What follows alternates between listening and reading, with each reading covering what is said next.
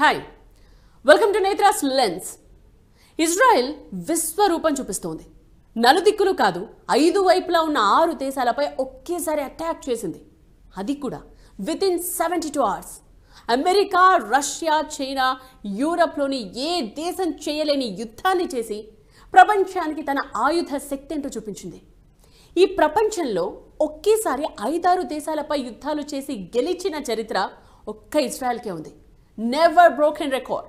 నా భూతో నా భవిష్యత్తు అంటారే అలా. ఒకేసారి 15 వార్ జెట్స్ వేసుకుని వెళ్ళి ఖతార్పై అటాక్ చేసింది. ఖతార్లో ఎక్కడ?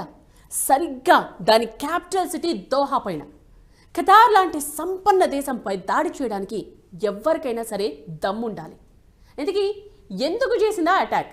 తమ పవిత్ర భూమి జెరూసలేంపై దాడి చేస్తే ఊరుకుంటామా? ఇది ఇజ్రాయెల్ రిప్లై. కొన్ని రోజుల క్రితం ఇజ్రాయెల్ జెరూసలేంలో ఒక టెర్రరిస్ట్ అటాక్ జరిగింది. అందులో 6 చనిపోయారు, 20 మందికి గాయాలయ్యారు. 2 క్రిటికల్లీ సీరియస్. ఒక్క ఇజ్రాయిలీకి అన్యాయం జరిగిందంటేనే అందుకు కారకుడైన వ్యక్తిని ప్రపంచంలో ఏ మూలన దాక్కున్నా వెతికి మరి అంతు చూస్తుంది. అలాంటిది జెరూసలేం లాంటి పవిత్ర భూమిపై దాడి చేసి 6 చంపేస్తే ఊరుకుంటుందా? బట్ ఒక్క విషయం, ఆ దాడి చేయించింది ఖతార్ కాదు, ఉగ్రవాద సంస్థ హమాస్. అసలు గాజాలో హమాస్ ఆనవాళ్లే లేకుండా చేస్తోంది కదా ఇజ్రాయెల్. మరి జెరూసలేంపై అటాక్ ఎలా చేయగలిగింది? దానికి ఆన్సర్ ఖతార్. హమాస్ లీడర్స్ ఖతార్లో కూర్చుని ఎలా అటాక్ చేయాలన్న ప్లాన్పై డిస్కస్ చేసుకుని జెరూసలేంపై అటాక్ చేశారు అన్నది ఇజ్రాయెల్ అనుమానం. అందుకు ఖతార్పై అటాక్ చేసింది. ఇక్కడ చిన్న కామెడీ ఏంటంటే, ఖతార్పై ఇజ్రాయెల్ అటాక్ చేయడం నచ్చనుగాక నచ్చలేదు అని స్టేట్మెంట్ ఇచ్చారు అమెరికా అధ్యక్షుడు ట్రంప్. ఇందులో కామెడీ ఏంటి అంటారా? అదేంటంటే, మైక్రోసాఫ్ట్లో పనిచేసే 5 ఎంప్లాయీస్ పాలస్తీనాకు సపోర్ట్ చేస్తూ మాట్లాడారు. అంతే, నెక్స్ట్ మినిట్ వాళ్ళ ఉద్యోగాలు ఊడిపోయాయి. అంతకుముందు గూగుల్ కూడా 28 మంది ఎంప్లాయీస్ని తీసేసింది. రీజన్ పాలస్తీనాకు సపోర్ట్ చేయడమే. పాలస్తీనాకు సపోర్ట్ చేయడం అంటే ఇజ్రాయెల్ను వ్యతిరేకించడమే. అలాంటి వాళ్లను ఏమాత్రం స్పేర్ చేయవో American companies. Within minutes termination letter ఆ ఎంప్లాయీస్ టేబుల్ మీద ఉంటుంది. అలాంటిది ఖతార్పై అటాక్ను ఖండిస్తూ ట్రంప్ ఒక స్టేట్మెంట్ ఇచ్చాడంటే కామెడీ కాక మరేంటి? ఏదో పైకి నేను తీవ్రంగా ఖండిస్తున్నాను అని ట్రంప్ అంటాడే కానీ బిహైండ్ ద సీన్ ఎంత అమెరికా అధ్యక్షుడైనా ఇజ్రాయెల్కు లొంగాల్సిందే. That's the reality. ఎంతవరకు నిజమో కానీ ఒక మిసైల్ సౌదీ అరేబియాలోని మదీనాపై పడింది. ఆ వీడియోలో క్లియర్గా కనిపించింది కూడా. అక్కడి ప్రజలు కూడా చూశారు మిసైల్ పడడాన్ని. మరి అది ఇజ్రాయెల్ పనేనా? సౌదీ లాంటి సూపర్ రిచ్ కంట్రీపై మిసైల్ వెళ్ళిందంటే పంపిన వాళ్ళ ధైర్యం ఏంటి?